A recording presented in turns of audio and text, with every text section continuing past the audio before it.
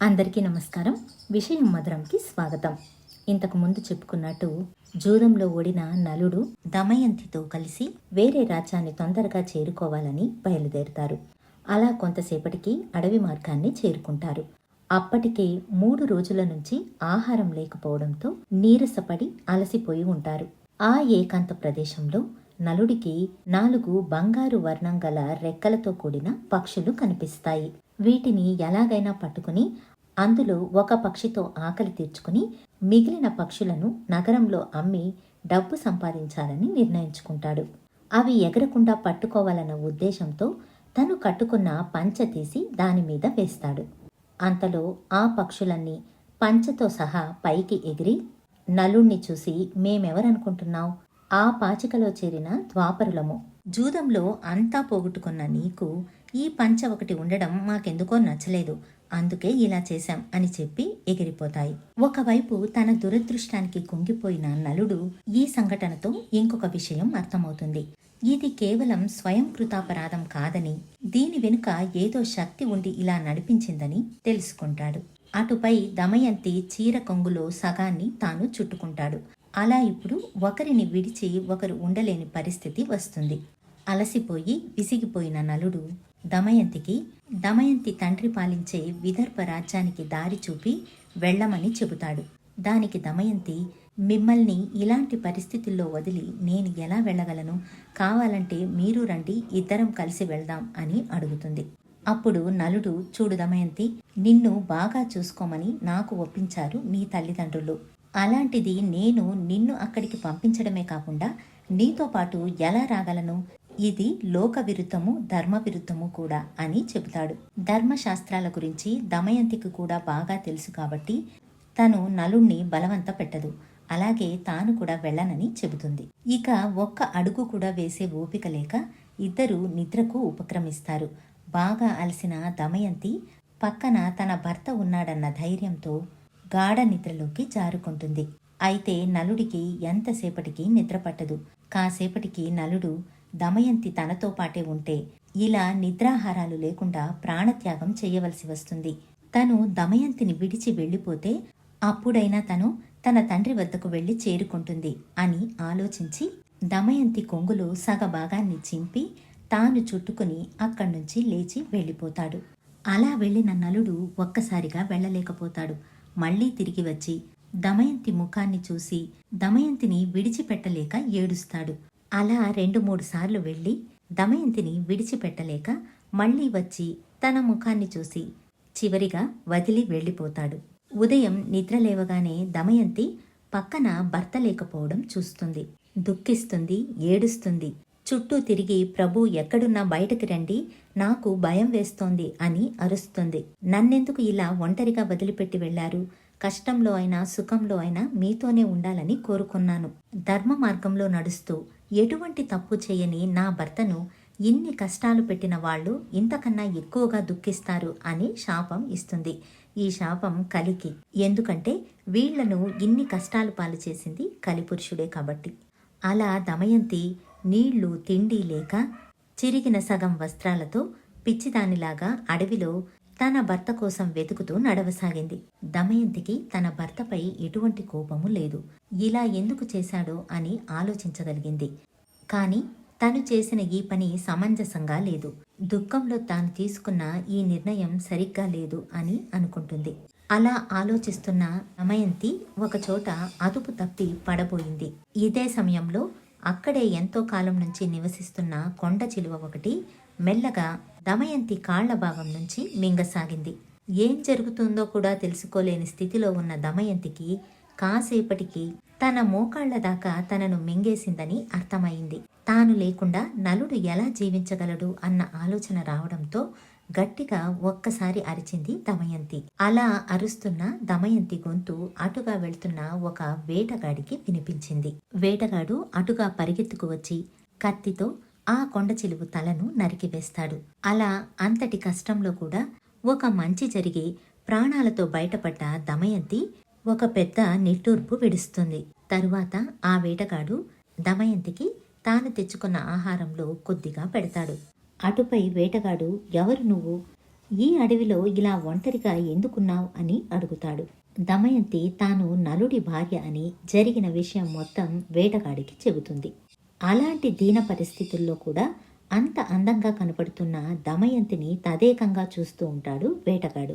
దమయంతి కథ మొత్తం విన్న వేటగాడికి ఇప్పుడు ఈ దమయంతిని రక్షించడానికి ఎవరూ లేరని కూడా తెలుస్తుంది. వెంటనే దుష్ట ఆలోచనలతో దమయంతి దగ్గరకు వచ్చి చెయ్యి పట్టుకోబోతాడు. విషయాన్ని గ్రహించిన దమయంతి కోపంతో కొండ చిలవ కన్నా అతి ప్రమాదం వీడు అని గ్రహిస్తుంది. తనను బలాత్కరించడానికి వస్తున్న వేటగాడిని చూసి దుఃఖిస్తూ కోపంతో, నేను మనసా వాచా కర్మణ నా భర్త అయిన నలుణ్ణి తప్ప ఇంకెవర్నీ కోరుకుని ఉండకపోతే ఇతడు ఇప్పటికిప్పుడే భస్మమై చనిపోవాలి అని శపిస్తుంది. ఆ క్షణంలోనే వేటగాడు కాలి బూడిదైపోయాడు.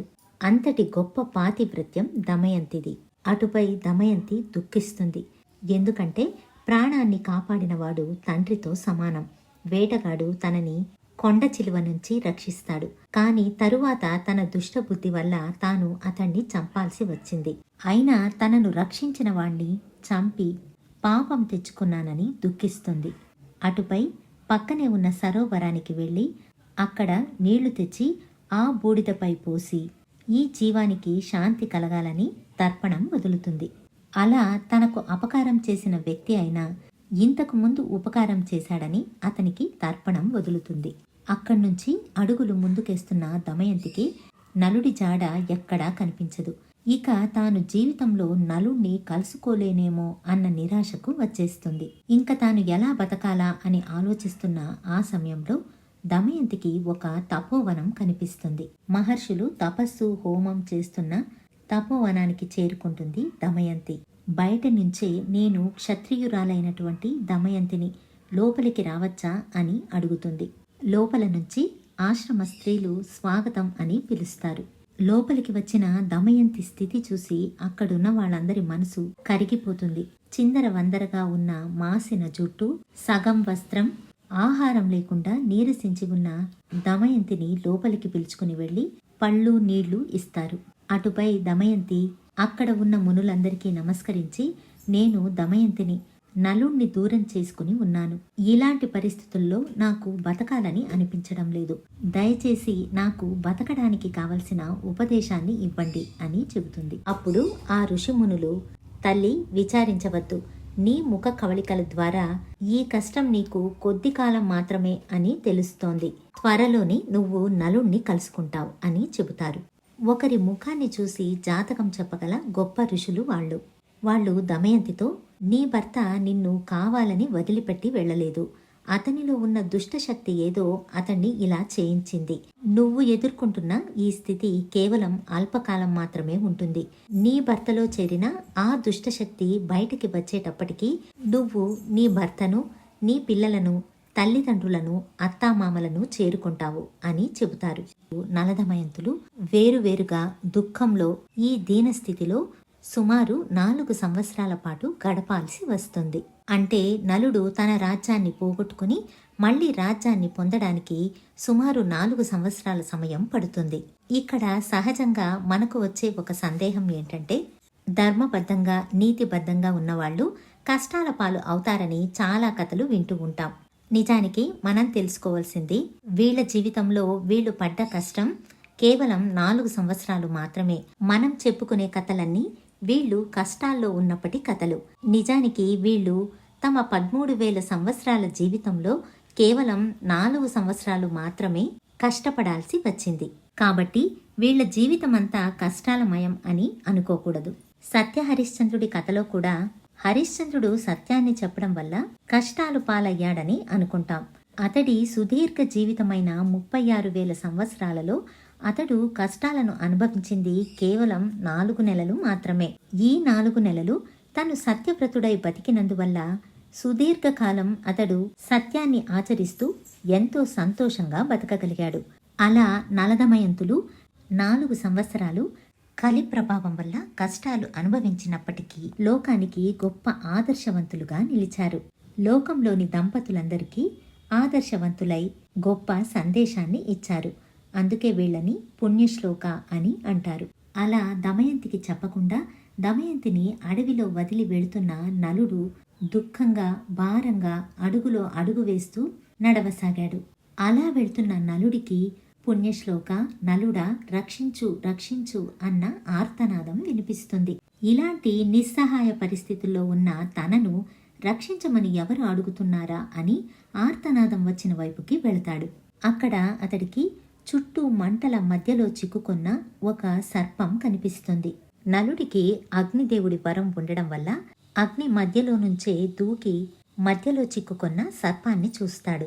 ఆ సర్పం నలుడితో, చూడు, నేను ఇక్కడి నుంచి తప్పించుకోగలను, కానీ ప్రస్తుతానికి ఆ పని చేయలేను. ఎందుకంటే ఇప్పుడు నేను శాపగ్రస్తుడై ఉన్నాను. కొంతమంది ఋషులు ఈ మార్గంలో వెళుతూ ఉన్నప్పుడు నేను వెనక నుంచి బుస కొట్టి వాళ్లను బెదిరించాను.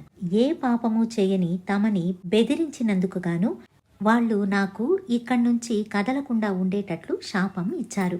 అప్పుడు నేను కన్నీళ్లు పెట్టుకుని క్షమించమని వేడుకున్నాను. దానికా ఋషులు, నలుడి వంటి పుణ్యాత్ముడి స్పర్శ వల్ల నీకు శాప విమోచనం కలుగుతుంది అని చెప్పారు.